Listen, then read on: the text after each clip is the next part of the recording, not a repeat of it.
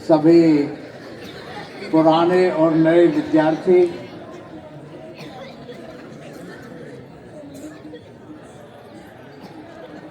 मैं आप सभी को आज देखकर कितना प्रसन्न हूँ, ये शब्दों में व्यक्त कर पाना असंभव है। ये विद्यालय मेरे लिए इस संसार में सबसे ज़्यादा पूजनीय स्थान है, क्योंकि मेरे जीवन का सबसे गोल्डन पीरियड यहीं बीता है। 1997 में जब मैं यहाँ आया था तो यहाँ बहुत स्कोप था काम का। विद्यालय की स्थिति आज तो ये कुछ नया सा दिखाई दे रहा है, और जब आया था उस समय काफ़ी कुछ खंडर सा लगने लगा था जगह जगह से। हॉस्टलों की बड़ी दयनीय स्थिति थी। मेंटेनेंस के नाम पर सरकार से कोई पैसा नहीं मिलता था, हमारे नारंग जी ज़्यादा अच्छा जानते हैं। कैंपस की हालत बहुत खराब थी, अनुशासन नाम की कोई चीज नहीं थी। उस हालत में बहुत चैलेंजेस थे, टीचर्स की बड़ी शॉर्टेज थी। यानी हिंदुस्तान के सबसे खराब विद्यालयों में इसका नाम हुआ करता था। अच्छा स्कोप था काम करने का। यहाँ के बच्चों में एक प्रतिभा थी। जो लोग पहले से थे स्टाफ बहुत मेहनती थे, और यहाँ के पेरेंट्स में अपने बच्चों के लिए कुछ करने का जज्बा था। ये सब चीजें मुझे मिली, और सबसे ऊपर मैं कभी नहीं भूल सकता उस समय के deputy commissioner Sirsa doctor Avtar Singh. ऐसा डीसी शायद ही कोई मिलेगा जो जवाहर नवोदय विद्यालय में हर संडे को सुबह 7 बजे पहुंच जाए। हर एक संडे उनका मेरे पास यहाँ होता था, 7 बजे उनकी गाड़ी यहाँ आके रुक जाती थी, और डीएफओ को साथ लेकर यहाँ वो सारे स्कूल कैंपस की सफाई करवाते। फॉरेस्ट के 30 लेबर यहाँ आके सफाई में लगते। जो बबूल के कीकड़ के बहुत सारे पेड़ थे, उसके लिए डीसी साहब कहते थे कि यहाँ जो बच्चे 7 साल रहेंगे वो सारे अस्थमैटिक होकर निकलेंगे। इतनी बबूल यहाँ खड़ी है। ये उनके पॉलिनेशन से इतनी, उनके पॉलिन ग्रेन से इतनी पॉलिन एलर्जी होगी कि बच्चे यहाँ से जब जाएंगे 7 साल तो साथ में ये गिफ्ट लेके जाएंगे अस्थमा का। तो उन्होंने बहुत हेल्प की, सारा कैंपस साफ हुआ। उसके बाद पेरेंट्स ने बहुत हेल्प की।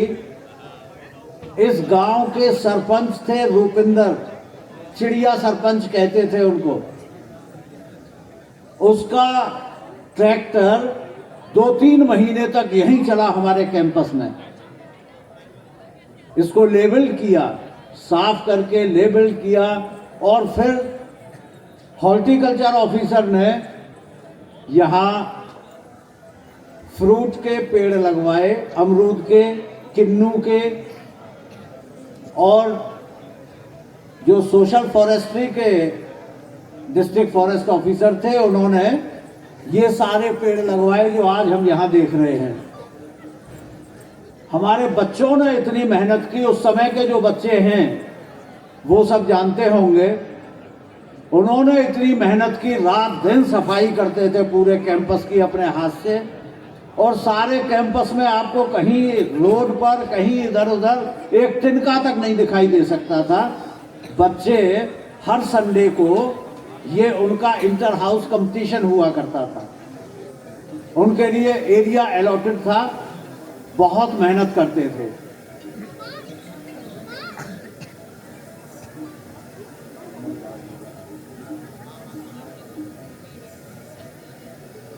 तो उस समय से बच्चों का रिजल्ट बढ़िया रहे, इसीलिए उनको सुबह 4 बजे से उठा के पढ़ने में लगा देना। हॉस्टल के हर बेड पर हम 4 और 4:30 के बीच में दिखाई देते थे। बच्चों को चाय पिलवाई और पढ़ने बैठ गए। उसके बाद रात के 11 बजे तक हमारा टाइम बच्चों के साथ ही होता था। शाम को 6 बजे से 8 बजे की स्टडी यही हमने शुरुआत की थी JNV ओढ़ा में, जो पूरे हिंदुस्तान भर में एक नियम बन गया। फिर यहाँ से हमारे क्लस्टर में फैली, क्लस्टर से रीजन में गई और रीजन से पूरे इंडिया में वो एक नियम बन गया। तो बहुत सारे ऐसे रूल्स रेगुलेशंस हम लोगों ने बनाए और फिर वो सर्कुलेट होते थे पूरे इंडिया में कि जब JNV सिरसा ये कर सकता है तो और दूसरे क्यों नहीं कर सकते। और आज इतनी प्रसन्नता होती है जब हम देखते हैं कि हमारे कितने बच्चे कितनी अच्छी अच्छी जगह पर हैं, तो वास्तव में हमारा सीना गर्व से फूल जाता है, मन खुशी से गदगद हो जाता है जब हम देखते हैं कि हमारे बच्चे, दूसरे लोग हमसे प्रशंसा करते हैं कि साहब आपके डॉक्टर हेमकांत जैसा तो डॉक्टर मिलना ही कोई मुश्किल है। जब लोग हमसे तारीफ करते हैं कि आपका फला बच्चा, फला जो IPS है, ऐसा तो वो तो एक नमूना है, पूरे हिंदुस्तान भर के लिए एक मॉडल है। हमारे कितने IAS IPS not only of this school, सब जगह से वो हम लोगों की मेहनत का ऐसा रिटर्न है कि उसको हम शब्दों में व्यक्त नहीं कर सकते। जब हम मेहनत करते थे तो निस्वार्थ भाव से करते थे। जीवन में कभी 4 घंटे से ज्यादा हम नहीं सोए और ना उसकी कोई जरूरत महसूस हुई। इतनी एनर्जी रहती थी और आज भी है कि हम 16 घंटे 18 घंटे खूब काम करते बच्चों के लिए। हमारा सारा स्टाफ लगा रहता और उसमें दिन रात करके हमें सफलता मिलती चली गई, प्रोत्साहन मिलता चला गया और देखो आज हमारे बच्चे कहां से कहां पहुंच गए। तो वास्तव में मैं बहुत ही आभारी हूं हमारे इस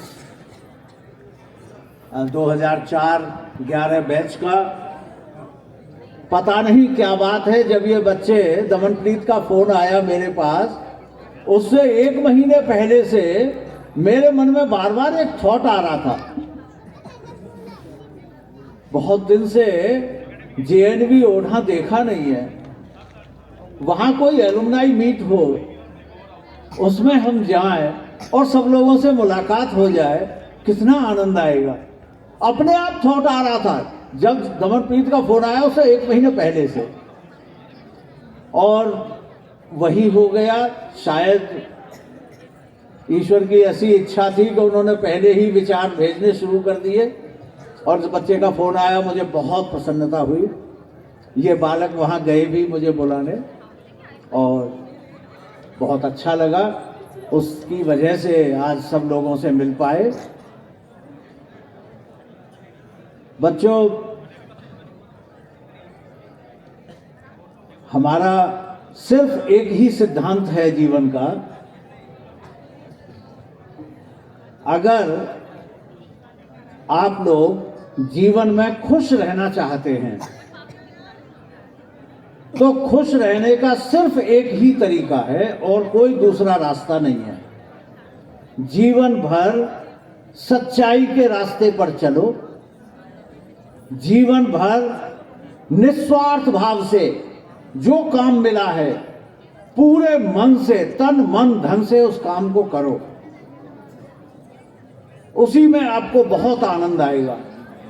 कभी किसी के बारे में बुरा मत सोचो, कभी कुछ बुरा करने की कोशिश ही मत करो, आपका अपने आप भला होता जाएगा। जब यहाँ बच्चों के पेरेंट्स मुझसे मिलते थे तो मुझसे कहते थे, सर रात दिन आप हमारे बच्चों के लिए लगे रहते हैं, देखना भगवान आपके बच्चों को अपने आप बहुत अच्छा करेंगे। और उनका ये आशीर्वाद ऐसा सफल हुआ कि भगवान की कृपा से मेरे तीनों बच्चे भी इसी स्कूल के एलुमनाई हैं। आज दोनों छोटे भाई बहन तो आए हैं, बड़ी बेटी मेरी यूएस में है, ब्लड कैंसर की साइंटिस्ट है वो, और दूसरी बेटी बेंगलोर में है, एडोबी में वो अपनी सेवाएं दे रही है। बेटा मेरा वॉलमार्ट में है, बेंगलोर में ही, दोनों अच्छा कर रहे हैं।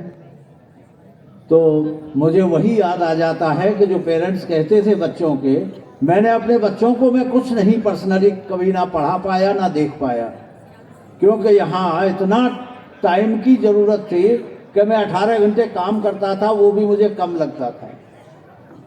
और बच्चे अपने आप सब ठीक हो गए और भगवान ने सब कुछ इतना दे दिया जिसका कभी सोचा भी नहीं था, सपने में भी नहीं सोचा था, क्योंकि मैंने निस्वार्थ भाव से, भगवान ने, मैंने कुछ नहीं किया, भगवान ने करवाया अपने आप टूल बना करके। और कितनी ही हमारी पुरानी इंस्पेक्शन रिपोर्ट, जो पैनल इंस्पेक्शन की रिपोर्ट होती हैं, उनको आप निकाल के देखोगे, उनमें आपको यही मिलेगा, JNV-ODA is one of the best JNV of India. और मैं यही रिपोर्ट मिलती थी। हमारे जो भी AC या DC आते थे, वो 2-4 नवोदय विद्यालयों के प्रिंसिपलों को साथ लेकर आते थे कि चलो मैं आपको दिखा के लाता हूँ नवोदय विद्यालय चलते कैसे हैं, नवोदय विद्यालयों का कैंपस कैसा होना चाहिए। तो वो यहाँ दिखाने के लिए सिरसा लाते थे। हमारी एक कॉन्फ्रेंस में कमिश्नर ने ओपनली कहा था सारे ऑल ओवर इंडिया के प्रिंसिपल्स को कि आप लोगों को अगर JNV कल्चर और JNV का वातावरण देखना है पूरा, तो JNV सिरसा जा करके देखो, TADA आपको डिपार्टमेंट देगा। तो आपके इस स्कूल की ये प्रतिष्ठा थी उस समय। और आज भी मैं जब आया, मुझे पता चला था कि वो अमरूदों का बाग तो अब ख़त्म हो गया है, वहाँ हॉस्टल बन गए हैं।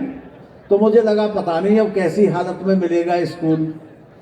आया तो मैंने देखा इतना सुंदर बना रखा है, मन खुश हो गया, बहुत ही गदगद हो गया। सारा इतना सुंदर, इतना नीट एंड क्लीन। तो मैं कालला जी को इसकी बहुत बहुत बधाई देता हूँ कि उन्होंने इतना अच्छा इसको मेंटेन किया है। कालला जी ने मुझे बताया कि ये 2004-2011 वाले बच्चे हमारे बहुत दिनों से लगे हुए हैं। हमारी आर्ट टीचर बड़ी क्रिएटिव हैं, उन्होंने ये सब करवाया है। तो इस सब के लिए आप सभी को बहुत बहुत बधाई। बच्चों, हमारा स्लोगन था, अब नए बच्चों के लिए भी मैं उसको बता दूं, पुराने सब जानते हैं, what ever you think you will be, if you think stronger, stronger you will be, if you think weaker, weaker you will be. जीवन में सब कुछ आपकी सोच के आधार पर होता है। आप किसी भी चीज को पॉजिटिव कर सकते हैं। ये पॉजिटिव थिंकिंग मैंने अपने स्टाफ में यहाँ सबसे ज़्यादा देखी हमारे छोटे भाई चरित्र नारंग में, जो यहाँ OS हैं। कैसी भी बड़ी से बड़ी समस्या आई हो, कुछ भी हुआ हो, बस नारंग का एक ही 2 सेंटेंस का होता है, एक सेंटेंस का बस एक ही जवाब होता था, आपा कर लेंगे सर, हर चीज में कुछ भी हो जाए आपा कर लेंगे सर। ये पॉजिटिव थिंकिंग, कुछ भी हो, आई कैन, हर परिस्थिति में ये होना चाहिए, आई कैन। कोई काम ऐसा नहीं है जो ना कर पाए। और जो लोग ये सोचते हैं अरे ये तो बहुत मुश्किल है, मुझसे नहीं होगा, ही कैन नेवर डू, ही और शी कैन नेवर डू, जो ये सोचेगा मुझसे नहीं होगा, और जो ये करेगा यस आई कैन, वो कर लेगा। एक बार में नहीं होगा, 2 बार में नहीं होगा, 10 बार में होगा, लेकिन कर लेगा। तो जीवन में यही है।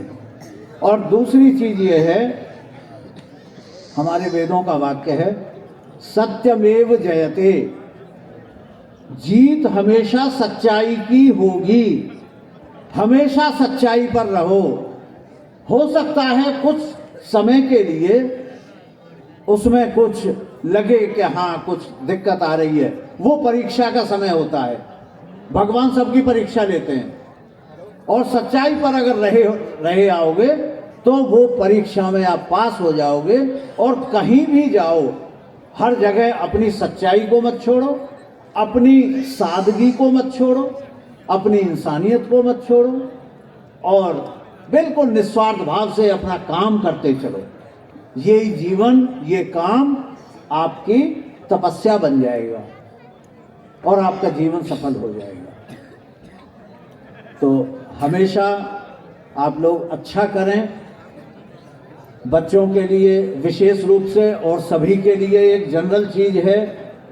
देखिए हमारे वेदों में है, माता धरती का रूप होती है, माता हमको धारण करती है, माता धरती का रूप है। जो अपनी मां को अपनी सेवा से, अपने व्यवहार से प्रसन्न कर लेगा, उसको इस धरती के सारे सुख मिल जाएंगे, उसको इस धरती के सारे सुख उसके पीछे घूमेंगे। जिसकी मां उसकी सेवा से, उसके काम से प्रसन्न है। और पिता अंतरिक्ष का प्रतीक है। जिसने अपने पिता को प्रसन्न कर लिया, अपनी सेवा से, अपने काम से, अपने व्यवहार से, जिसने अपने पिता को प्रसन्न कर लिया, तो जितने भी ग्रह और नक्षत्र हैं वो सब उसके फेवर में हो जाएंगे, कोई उसका कुछ नहीं बिगाड़ सकता। और जिसने अपने गुरु को प्रसन्न कर लिया, उसे मोक्ष की प्राप्ति हो जाएगी। तो सारा जीवन सफल है अगर ये मातृ देवो भव, पितृ देवो भव, आचार्य देवो भव, इन तीनों को देवता बताया गया है। सबसे पहली माँ है, माँ हमारा पहला गुरु है, वो ही हमें सिखाती है सब कुछ। उसके बाद पिता है और इसके बाद गुरु है। तो इन सब चीज़ों को ध्यान में रखते हुए, सच्चाई के रास्ते पर जीवन भर चलते हुए, अपने देश के लिए, अपने माता पिता की इज्जत के लिए हमेशा आप लोग जीवन भर काम करें और निस्वार्थ भाव से सारे काम करते चलें। जीवन में खुशियां ही खुशियां हैं। और जो थोड़े से लालच के लिए सच्चाई से डिग जाते हैं, कहीं गलत रास्ते पर चले जाते हैं, उनके जीवन में दुखों के अलावा कुछ नहीं मिलता। भले ही वो IAS बन जाएं, IPS बन जाएं, भले ही बहुत बड़े उद्योगपति हो जाएं, कुछ भी हो जाएं, जीवन में खुशियां कभी नहीं मिलेंगी अगर सच्चाई के रास्ते पर नहीं हैं। तो अगर माता पिता की सेवा नहीं करते तो आप खुश नहीं रह सकते, संतुष्ट नहीं रह सकते। अगर आप दूसरों का भला नहीं करते तो आप खुश नहीं रह सकते, आपका बुरा अपने आप होगा। तो इन छोटी छोटी बातों को जीवन में अपनाओ और अपने इस जीवन को सफल बनाओ।